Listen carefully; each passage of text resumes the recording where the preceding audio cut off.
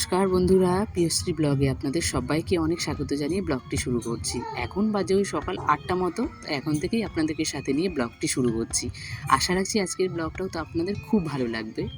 এখন যেহেতু কাজটা বেড়ে গেছে, তাই সকালবেলা এখন প্রতিদিনই স্নান করে নিই। তাই স্নান করার পরে কিন্তু একেবারে পুজোটা দিয়ে নিই, কারণ পুজো দিয়ে দিলে মনে হয় যে অনেকটা কাজ কমে গেছে। তাই কিন্তু প্রতিদিন আমি সকালে উঠে পুজোটা দিয়েই দিই। তারপরে রান্নাবান্নার কাজগুলো পরে করি। আর যেহেতু রান্নার পরে আরেকবার স্নান করতে হয়, তখন কিন্তু অনেকটা দেরি হয়ে যায়। মামামকে স্নান করানো, খাওয়ানো, ঘুম পাড়ানো এই করতে করতে কিন্তু অনেকটা সময় মাঝখানে কেটে যায়। তারপরে তো ঘরের কিছু কাজ থাকেই। তো সবার আগে এটাই ভাবি যে পুজোটা দেওয়া হলে অনেকটা কাজ কমে যায়।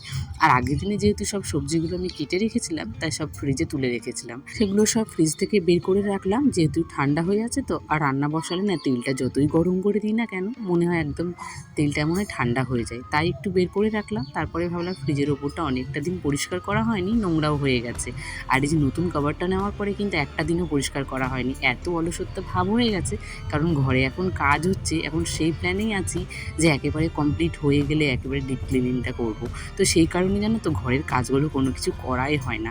তাই একটা অলসত্ব ভাব হয়ে গেছে, তাই কোনো কিছু করিও না। যতটুকু করার ততটুকুই করি, কিন্তু এখন কাজ হতে না অনেকটা দিন সময় লাগবে, জানো তো। সেই জন্য ভাবলাম যে না থাক, এখন আর এইভাবেই অলসত্বভাবে থাকলে হবে না। আপাতত হালকা হালকা করে একটু ক্লিনিংগুলো করে রাখি। নাহলে যখন একেবারে একদম নোংরা হয়ে যাবে, তখন কিন্তু আমার পরিষ্কার করতে অনেকটা সময় লেগে যাবে। তারপরে আবার ধৈর্য হারা হয়ে যাব। তার থেকে এখন হালকা হালকা করে করে রাখি, অনেকটা এগিয়েও থাকবে। সকালে যেমন পুজো দিয়ে নিয়েছি, তারপরে কিন্তু মাম্মামকে রেডি করে স্কুলে দিয়ে এসেছি। তারপরে ভাবলাম রান্নাটা যখন বসাবো, তার আগে নিজে একটু কিছু খেয়ে নিই। কারণ সকালবেলায় ব্রেকফাস্ট বলতে আমার কিছুই হয় না। ওই কোনো মতে যদি মিস্ত্রিদের দাদাকে যদি একটু চা করে দিই, তখনই একটু চা খেয়ে নিই। আর বাকিটা কিন্তু খাওয়া হয় না। তাই ভাবলাম আজকে একটু চিনি জল দিয়ে মুড়ি দিয়ে খেয়ে নিই। কারণ সকালটা না খেয়ে খেয়ে না, মানে কি বলো তো, এই যে একটু বেলার দিকে না প্রচণ্ড খিদে পেয়ে যায়, তখন ভাবতে পারি না যে মাম্মামকে খাওয়াবো না নিজে খাবো, নাকি ওর অফিসের টিফিনটা গুছিয়ে দেবো। তার ওই ভাবলাম যে আজকে একটু খেয়ে নিই, তারপরে না হয় রান্নাবান্নাটা করব। আর যেহেতু কাটাকুটি করে রাখলে রান্না করতে কিন্তু বেশি একটা সময় লাগে না। আর যেহেতু আমরা সব আগের দিনে কাটাকুটি করেই রেখেছিলাম, তাই ভাবলাম যে চলো আগে খেয়ে নিই, তারপরে রান্না করব।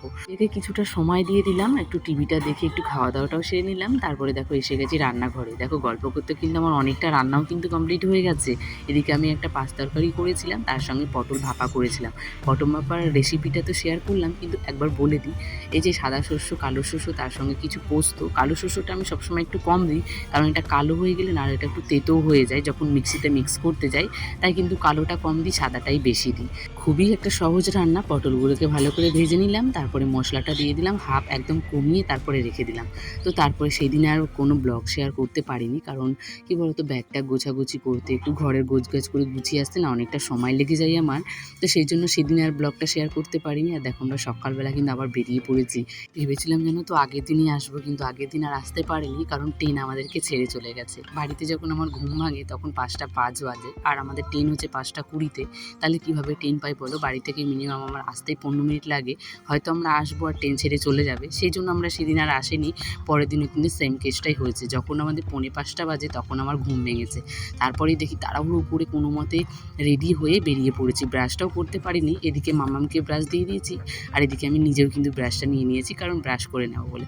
যেহেতু বাড়িতে সময় হয়নি, আর এখানে দুজনে মা মেয়ে মিলে ব্রাশটা করে নিলাম। আর ওর বাবা করে নিয়েছিল বাড়িতেই, তাই আর ওকে আর করতে হয়নি। আর এদিকে দেখো মাঝখানে একটু এসে না ঘুমিয়েও পড়েছিলাম, কারণ রাতে না খুব একটা ভালো ঘুম হয়নি।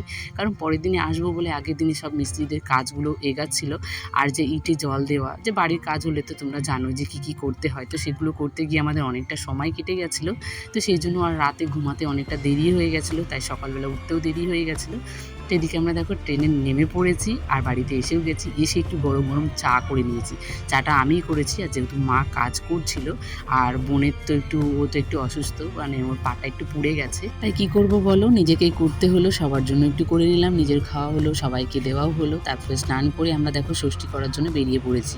যেহেতু আমাদের এখানে কি বলো তো, বাড়িতে ষষ্ঠী হয় না, আমাদের একটা মন্দিরে গিয়ে সবাই সব জামাইগুলো যায়, তারপর কিন্তু ষষ্ঠী পুজোটা হয়। কিন্তু আমাদের যেতে এতটাই দেরি হয়ে গেছিলো রান্নাবান্না রান্নাবান্না করতে করতে যে সব জামাইরা চলে গেছিলো, শেষে আমরাই তখন এসেছিলাম। তো এখানে যে দেখো 2 জামাই বেরোচ্ছে আর আমিও একটা শাড়ি পরে নিয়েছি হালকা করে। প্রচণ্ড গরম, যেহেতু এই কদিনটা খুব ভালো ছিল ওয়েদারটা, আর এই যে ষষ্ঠীর সময় যে এত পরিমাণে গরম পড়েছে, তো সেই জন্য আর ভালোও লাগছিল না। তো ভাবলাম চলো একটা সুতির ছাপা শাড়ি পরে নিই। তো যেহেতু এই শাড়িগুলো খুব নরম, মানে সুতির মধ্যে যার একটা ভালো শাড়ি হয় সেটাই পরেছিলাম। বোন আমি দুজনেই দুটো শাড়ি পরেছি, আর এখানে এদেরকে নতুন নতুন জামা দেওয়া হয়েছে। যদিও আমার বোন নতুন জামাটা পরেনি, ও বললো এই গরমের মধ্যে আমার ভালো লাগছে না, পুরনো যেটা ওর সব থেকে ফেভারিট জামা ও সেটাই পরেছিল। তো এসে গেছি বাড়ির কাছে, একটুখানি হাঁটলেই চলে আসি, খুব গেলে 2 মিনিটের রাস্তা। তো এসে দেখো এখানে ঠাকুমারা সব, মা কাকিমারা সব আশেপাশে থেকে সবাই এসছে, আর এখানে ষষ্ঠী করা শুরু হয়ে গেছে। আর এখানে কী বলতো, ব্রাহ্মণ এসেছিলো কিন্তু ব্রাহ্মণ চলে গেছে, আমরা যেহেতু অনেকটা দেরি করেছি তাই নিজেই পুজোটা দিয়ে নিল। আর এখানে আমি দাঁড়িয়ে দাঁড়িয়ে দেখছিলাম, আর আমাকে সবাই জিজ্ঞেস করছিল, কারণ এখানে সব মেয়ে বউরাই ষষ্ঠী করে, তো আমরা কেন করি না, তাদের মনের মধ্যে অনেক প্রশ্ন ছিল যে 2 বোনে আমরা দাঁড়িয়েছিলাম আমরা কেন করি না। তো তখন সবাইকে বললাম যে আমাদের ষষ্ঠীতে মানে এরকম নিয়মটা নেই যে এখন করতে হবে, যদিও মাম্মাম বড় হয়ে গেলে মাম্মামের বিয়ে দেবো তারপরে কিন্তু ষষ্ঠীটা করা হবে। তো সেটাই সবাইকে বলছিলাম, আর সবাই খুব হাসাহাসি করছিল। আর আমাদের এখানে কী বলতো, ষষ্ঠী মানে হচ্ছে একটা বাচ্চাদের জন্য করা, আর আমার শ্বশুর বাড়িতে হয়তো এরকম নিয়ম নেই বলে আমিও সেটা করলাম না, জানি না কি হয় না হয়, তো যেটা নেই সেটা আমার মনে হয় না করাই ভালো। তো এখানে 2 বোনে দাঁড়িয়েছিলাম আর সবাই এখানে ষষ্ঠী করছিল, আমরা সেটা দেখছিলাম।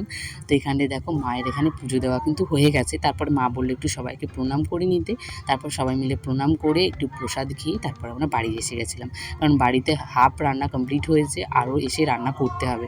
তাই তাড়াহুড়ো করে চলে এসেছি, সেই ব্লগগুলো না তোমাদের সঙ্গে শেয়ার করতে পারবো না জানো, আমার ফোনটা একেবারে সুইচ অফ হয়ে গেছিলো, আর কারেন্ট ছিল না যে কিছু ভিডিও শ্যুট করবো। আর মাম্মাম তো এখানে ভীষণ কিছু, যেহেতু বাড়ির বাইরে আসতে পেরেছে।